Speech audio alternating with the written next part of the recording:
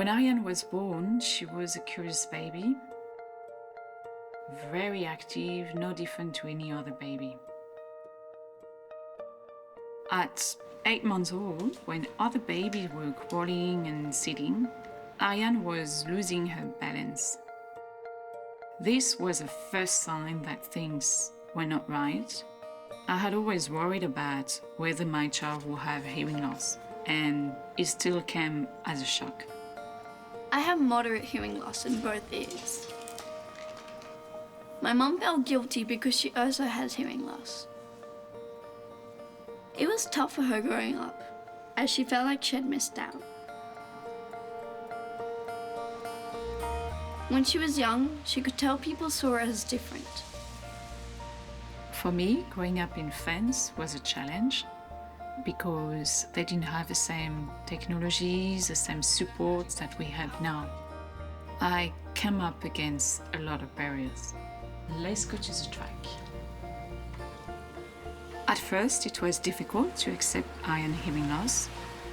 I realized my experience didn't have to be hers.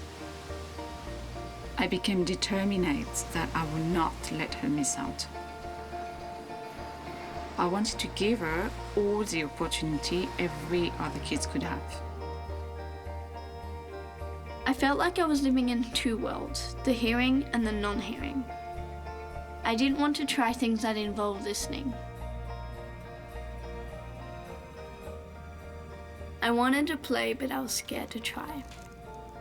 It was fun hearing the music I was playing. I was surprised to see my daughter playing on a stage in front of a crowd. She was playing her own song and she was so confident and so happy.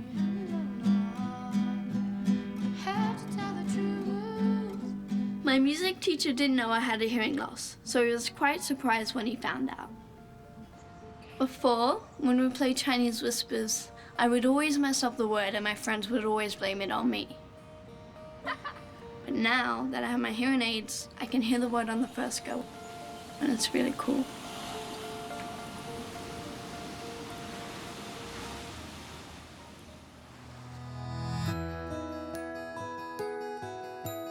Hearing loss is one of those hidden disabilities. It's hard for a hearing impaired person to explain their hearing loss to someone who has normal hearing. Every type of hearing loss is different as to how it can affect that person. When I was 4, I got the firm diagnosis of having permanent hearing loss and I was referred to Australian Hearing.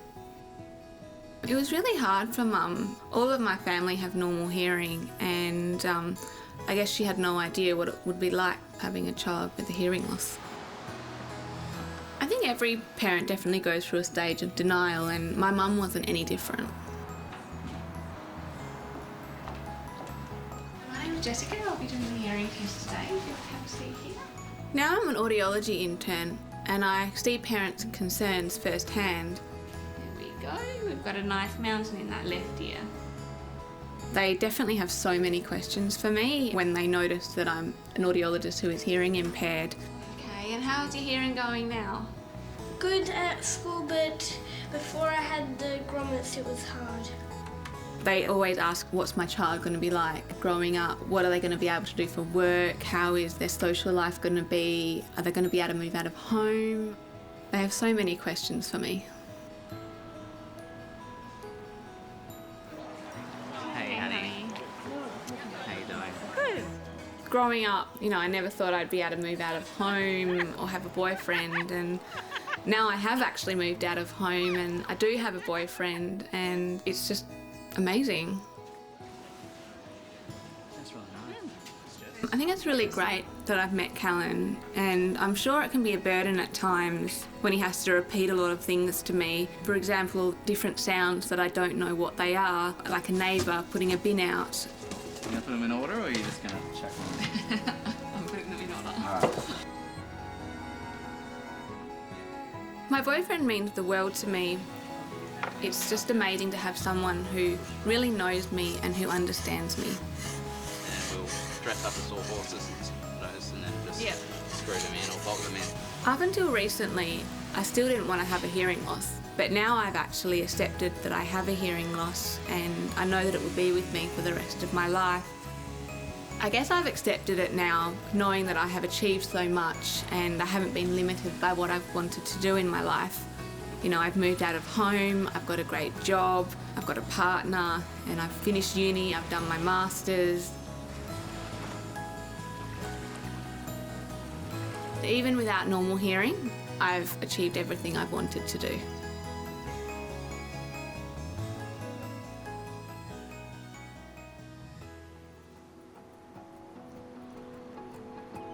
Some of the wonderful things that have come back to me in my twilight years are the sounds of birds and other sounds of nature. It takes me back to the memories of country and my early stages of growing up before I had problems with my hearing. Hearing's taken for granted. While everything is fine, there's no problem.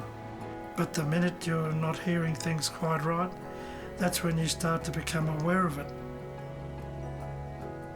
In my early 40s, I was in the Royal Australian Air Force. In those days, you tended not to be as diligent as you should have been with work, health and safety.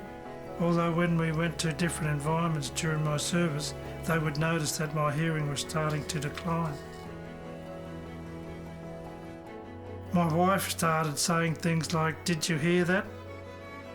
It was like we were on two different levels, and I thought the clouds fell down and it sort of fell on somebody's head.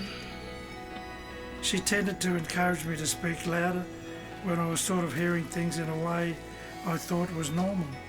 The right size. Yeah, it doesn't matter what size they are. It became very frustrating. If I raised my voice, it seemed as though I was talking loud, but that was only because of my hearing.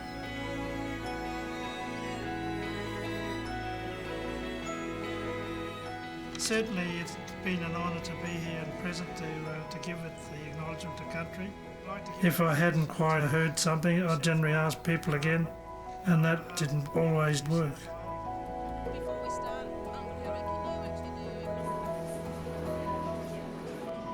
But then I was recognised by the Department of Veteran Affairs and my relationship with the hearing aid started.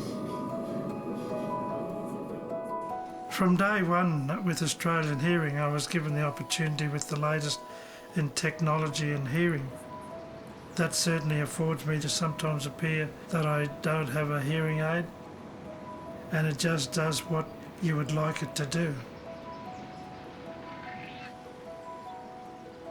It's great that in my twilight years I can now hear all those small details and I'm not missing out.